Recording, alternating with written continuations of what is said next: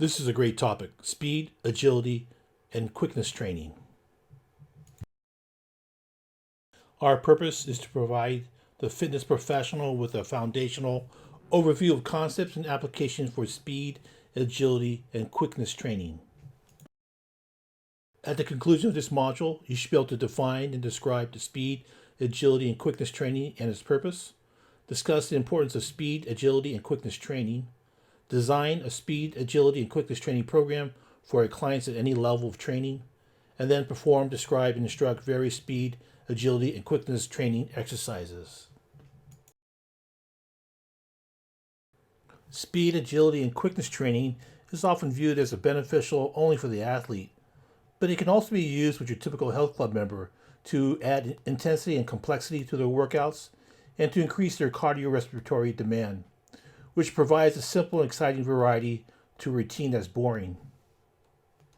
This also allows the client to enhance his or her ability to accelerate, decelerate, and dynamically stabilize the entire body. So what is speed? Speed is the ability to move the body in one intended direction as fast as possible. It is a product of a stride rate and stride length. Stride rate is the number of strides taken in a given amount of time or distance. Stride length is the distance covered in one stride, for example, during running. During sprints, we need proper sprint mechanics, which allows the client to maximize the forces generated by the muscles so that he or she can maintain maximum velocity in the shortest possible time. The frontside mechanics is an emphasis on the triple flexion of the front leg, such as ankle dorsiflexion, knee flexion, hip flexion, and then keeping a neutral lumbar spine. And looking at the triple extension of the back leg, we have ankle plantar flexion, knee extension, hip extension, and again, we have a neutral lumbar spine. In agility, it's the ability to start, accelerate, stop, decelerate, and stabilize, and then change direction quickly while maintaining proper posture. This requires a high levels of neuromuscular efficiency, and it's important to constantly keep the center of gravity over the base of the support while changing directions with various speeds. Agility training can also help to prevent injury by enhancing the body's ability to effectively control eccentric forces in all planes of motion, while improving the structural integrity of the connective tissue. In quickness, it's the ability to react and change the body position with maximum rate of force production in all planes of motion from all different body positions during functional activities. It is also the ability to react to visual, auditory, and kinesthetic feedback with minimal hesitation. For example, in a basketball quickness drill, the athlete will change direction when they hear the whistle. So what should we look for in this kinetic chain of components? We have the foot and ankle complex. The foot should be pointed straight ahead, and the ankle should be dorsiflexed when it hits the ground.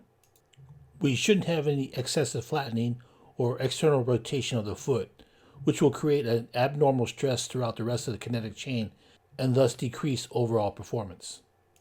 The knee must remain straight ahead, with no excessive abduction and internal rotation of the femur during the stance phase, which decreases the force production and leads to overused injuries. In looking at the lumbo-pelvic hip complex, the body should have a slight lean during the acceleration phase. The body during maximum velocity should be fairly neutral without any excessive extension or flexion, unless they're going to reach for an object. Your head position should remain in line with the lumbo-pelvic hip complex and with the legs. In working with kids, they love speed, agility, and quickness drills. We give them a variety of exposures to various physiologic, neuromuscular, and biomechanical demands, which further enhance their development. The SAQ programs have been found to decrease the likelihood of athletic injuries and increase the likelihood of exercise participation later in life, and thus improve their physical fitness. I have often used SAQ training for weight loss. These high-intensity, short-duration programs have been found to match or surpass results for functional capacity, muscular power, fat and weight loss, and other metabolic adaptations when compared with moderate-intensity, long-duration exercise protocols, which are boring. I would recommend these short bouts of high-intensity SIQ drills for our non-athletic population. A primary function of SAQ training in seniors is to prevent age-related decreases in bone density, coordinative ability, and muscular power. This aids in the prevention of injury and will increase the quality of life. Our SAQ-based programs have been found to increase coordinative ability and movement confidence, which elicit a decreased likelihood of falling or other movement-related injuries. As we apply our OPT model, we start with our stabilization in phase 1. We do 4 to 6 drills with limited horizontal inertia, 1 to 2 sets, 2 to 3 repetitions each, with a 60-second rest in between exercises. In strength, in phases 2, 3, and 4, we do 6 to 8 drills, and we allow for a greater horizontal inertia, with 3 to 4 sets, 3 to 5 of each repetition, with 60-second rests. In power, in phase 5, we increase the drills to 6 to 10, with 3 to 5 sets, with 3 to 5 reps, and a longer 90-second rest in between. SAQ training can be used by athletic and non-athletic populations and does not need to be reserved just for the athletes. Precise technique and kinetic chain control are required to minimize risk of injury. Programming guidelines must be gauged on the total volume of training for all the components in a workout.